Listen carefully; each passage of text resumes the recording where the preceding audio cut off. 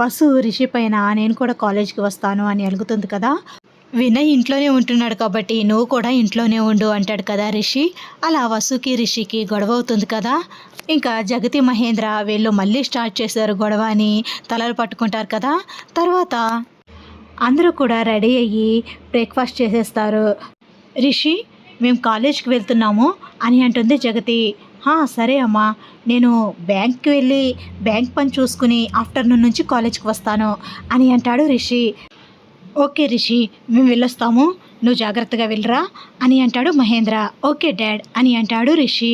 ఇంకా జగతి మహేంద్ర వసు కూడా బాయ్ చెప్పేసి కాలేజ్కి వెళ్తారు. వసు, నాకు కూడా టైం అవుతుంది, నేను బ్యాంకుకి వెళ్తాను, నువ్వు వినయ్ లేచిన తర్వాత వాడినేమీ అనుకో, ప్రేమగా ఉండవు కదా, అది వడ్డించి తినిపించు అని అంటాడు రిషి. అబ్బో, బావమరిది మీద ప్రేమ పొంగుకొస్తుంది అని అంటుంది వసు. రిషి నవ్వుతూ సరే నేను వెళ్ళొస్తాను అని అంటాడు. ఓకే, జాగ్రత్తగా వెళ్ళరండి అని రిషి నుదుటిపైన ముద్దు పెడుతుంది వసు. ఇదేదో బాగుందే, మనిద్దరం కలిసి ఆఫీస్కి వెళ్ళడం కన్నా నువ్వు ఇంట్లో ఉండి నేను ఆఫీస్కి వెళ్తే రోజు ఇలా ఆఫీస్కి వెళ్ళే ముందు ఒక ముద్దు తీసుకోవచ్చు కదా అని అంటాడు రిషి నవ్వుతూ. అంటే ముద్దు కోసం నన్ను పర్మనెంట్గా ఇంట్లోనే ఉంచేద్దాం అనుకుంటున్నారా ఏంటి? అదేం కుదరదు, నేను అస్సలు ఒప్పుకోను అని అంటుంది వసు. రిషి నవ్వుతూ ఉంటాడు. అమ్మయ్య, గొడవ పడింది, మర్చిపోయింది, ముద్దు కూడా పెట్టేసింది అనుకుంటాడు రిషి. ఇంకా వసు, హలో, నేనేం మర్చిపోలేదు, ఏదో ఆఫీస్కి వెళ్తున్నారు కదా అని ముద్దిచ్చాను అంతే, ఆ గొడవే, నేను గుర్తుపెట్టుకుంటాను, అంత ఈజీగా మర్చిపోను అని అంటుంది. అమ్మో, అయితే సాయంత్రం వచ్చిన తర్వాత ప్రసన్నం చేసుకోవాల్సిందే అనుకుంటాడు రిషి. సర్లే బాయ్ వసు అని అంటాడు రిషి. వసు కూడా నవ్వుతూ రిషికి బాయ్ చెప్తుంది. ఇంకా రిషి బ్యాంకుకి బయలుదేరతాడు. వసు హాల్లో కూర్చుని వినయ్ వస్తే వినయ్కి టిఫిన్ వడ్డిద్దామని ఇంకా ఎదురు చూస్తూ ఉంటుంది. వినయ్ ఎంతకీ రాకపోవడంతో వీడికి ఇంకా నిద్ర సరిపోలేదా, వాడిని ఎలా లేపాలో నాకు తెలుసు, వాటర్ తీసుకెళ్ళి వాడు మొహం మీద పోస్తే వాడే లేస్తాడు అని వినయ్ రూమ్కి వెళ్ళబోతూ మళ్ళీ ఆగిపోతుంది. అయ్యో, రిషి సార్ అసలే వాడిని డిస్టర్బ్ చేయొద్దు, వాడిని ఏమీ అనొద్దు అని చెప్పారు, ఇప్పుడు వాడిని డిస్టర్బ్ చేయడం అంత కరెక్ట్ కాదేమో, పాపం జర్నీ చేసి వచ్చాడు కదా, వాడెప్పుడు లేస్తే అప్పుడే వడ్డిస్తానులే అని మళ్ళీ వచ్చి సోఫాలో కూర్చుని వినయ్ కోసం ఎదురు చూస్తూ పేపర్ చదువుతూ ఉంటుంది వసు. కొంతసేపటికి వినయ్ లేచి ఫ్రెష్ అయ్యి హాల్లోకి వస్తాడు. గుడ్ మార్నింగ్ అక్క అని వసుని పలకరిస్తాడు. వసు వినయ్ని చూసి మార్నింగ్ కాదురా, టైం చూడు ఎంతైందో అని అంటుంది వసు. ఎంతైందక్క అని గడియారం వంక చూస్తాడు వినయ్. వినయ్ టైం చూసేసరికి 12 అవుతూ ఉంటుంది. అక్క, గడియారం రాంగ్ తిరుగుతుందక్క, దాన్ని సెట్ చేయాలి అని అంటాడు వినయ్. సెట్ చేయాల్సింది గడియారాన్ని కాదురా, నిన్ను సెట్ చేయాలి, అదేం రాంగ్ తిరగట్లేదు, అదే కరెక్ట్ తిరుగుతుంది, నువ్వే కరెక్ట్గా లేవు, కరెక్ట్ టైంలో నిద్ర లేవలేదు అని అంటుంది వసు. అవునా, గడియారం కరెక్టే తిరుగుతుందా, అంటే ఇప్పుడు 12 అవుతుందా అక్క, నువ్వైనా నన్ను లేపొచ్చు కదక్కా అని అంటాడు వినయ్. మీ బావగారు నిన్ను డిస్టర్బ్ చేయొద్దన్నారా, జర్నీ చేసి వచ్చావు కదా, అందుకే ఫోన్లే పాపం పడుకోని అని నేను కూడా వదిలేశాను అని అంటుంది వసు. అంటే బావగారు చెప్పారు కాబట్టి ఊరుకున్నావా, లేకపోతే టార్చర్ చేసైనా నువ్వు నన్ను లేపేదాను కదా, బావగారికి థ్యాంక్స్ చెప్పుకోవాలి అని అంటాడు వినయ్.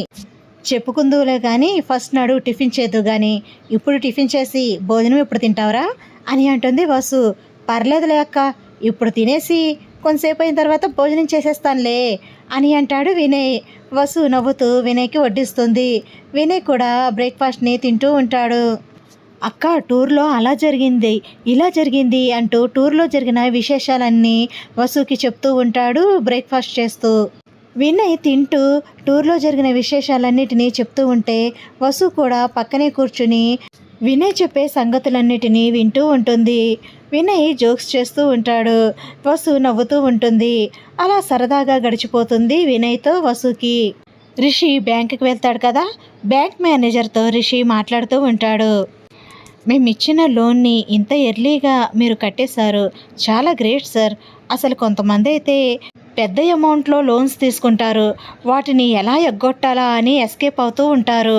మీరు అలా కాకుండా చాలా చాలా గ్రేట్ సార్. అసలు ఎంత ఎర్లీగా కట్టేశారో. చాలామంది వాయిదాల మీద వాయిదాలు వేస్తూ కట్టకుండా చాలా జాప్యం చేస్తూ ఉంటారు. కానీ మీకు గడువు ఉన్నా సరే ఎర్లీగా లోన్ క్లియర్ చేసేశారు అని అంటారు బ్యాంక్ మేనేజర్ గారు. వ్యక్తిగా మనం పర్ఫెక్ట్గా ఉంటే అన్ని పనులు పర్ఫెక్ట్గా జరుగుతాయి సార్. నేను దాన్నే నమ్ముతాను. ప్రతి వ్యక్తి మనం ఏం చేయాలి, ఏం చేస్తున్నాము అనే ఆలోచనతో పర్ఫెక్ట్గా ముందుకు అడుగు వేయగలిగితే వ్యవస్థలన్నీ కూడా పర్ఫెక్ట్గా ముందుకు వెళ్తాయి. Honesty is the best policy అంటారు. నిజాయితీ ఒక మంచి లక్షణం. ఆ నిజాయితీ అనే లక్షణాన్ని ప్రతి ఒక్కరూ పుణికిపుచ్చుకుంటే మన వ్యవస్థలన్నీ అస్తవ్యస్తం కాకుండా ఏ ఒక్కరి చేతుల్లోకి వెళ్లకుండా నిజాయితీగా ముందుకు వెళితే అదే మన దేశానికి మనం ఇచ్చే ఒక పెద్ద నివాళి, ఒక గౌరవం అని అంటాడు రిషి. పర్ఫెక్ట్గా చెప్పారు సార్. కానీ కొంతమంది స్వార్థానికి వ్యవస్థలు పాడైపోతున్నాయి. మీలాంటి వాళ్ళని చూసినప్పుడు చాలా హ్యాపీగా అనిపిస్తూ ఉంటుంది సార్. పెద్ద మొత్తంలో లోన్స్ తీసుకున్న వాళ్ళందరూ కట్టడం ఎగ్గొట్టకుండా మీలా నిజాయితీగా ఉండి, నిజాయితీగా ఆలోచించి, నిజాయితీగా కట్టేస్తే ఆ భారం సామాన్యుల మీద పడకుండా ఉంటుంది సార్ అని అంటారు మేనేజర్ గారు. అవును సార్. మన దేశంలో చాలామంది బడా బడా బాబులందరూ ఇలా పెద్ద పెద్ద అమౌంట్స్లో లోన్ తీసుకుని వాటిని కట్టకుండా ఎగ్గొట్టేయడం వల్ల ఆ భారాన్ని ప్రజల మీద రుద్దుతూ ట్యాక్స్లను పెంచుతూ సామాన్య ప్రజల నుండి వసూలు చేస్తున్నారు. ఇక్కడ అప్పు ఇచ్చినవారు, అప్పు తీసుకున్నవారు ఇద్దరూ సేఫ్ జోన్లో ఉంటారు. కానీ మధ్యలో నలిగిపోయేది ట్యాక్స్ల రూపంలో తమ కష్టార్జితాన్ని కోల్పోతున్న సామాన్య ప్రజలు. అలా లోన్స్ తీసుకుని ఎగ్గొట్టే వారికి కఠిన శిక్షలు విధించాలి సార్. అదే రూల్ సామాన్యుల విషయంలో ఎందుకు వర్తించదు సార్? అదే సామాన్యుడు లోన్ తీసుకుంటే వాడు కట్టే వరకు వాడు ముక్కు పిండి మరీ వసూలు చేస్తారు. కట్టలేకపోతే ఇమీడియట్గా ఆస్తుల్ని స్వాధీనం చేసుకుంటారు. ఇదే చొరవ ఉన్న వాళ్ళ విషయంలో, అలా ఎగ్గొట్టే వాళ్ళ విషయంలో ఎందుకు జరగదు సార్? ఎందుకు ఈ తారతమ్యం? ఎందుకు ఇలా భేదాలు చూపిస్తారు? మనుషులందరూ ఒక్కటే కదా. మరి ఉన్నవాడికో న్యాయం, లేనివాడికో న్యాయం ఏంటి సార్? ఈ సిస్టమ్ ఏంటి అని అంటాడు రిషి. సిస్టమ్ ఏంటి అంటే నేను చెప్పలేను సార్. వ్యవస్థలు అలా తయారయ్యాయి. దీనికి సొల్యూషన్ అంటే స్ట్రిక్ట్ రూల్స్ తీసుకొచ్చి వాటిని పాటించేలా చేయాలి సార్.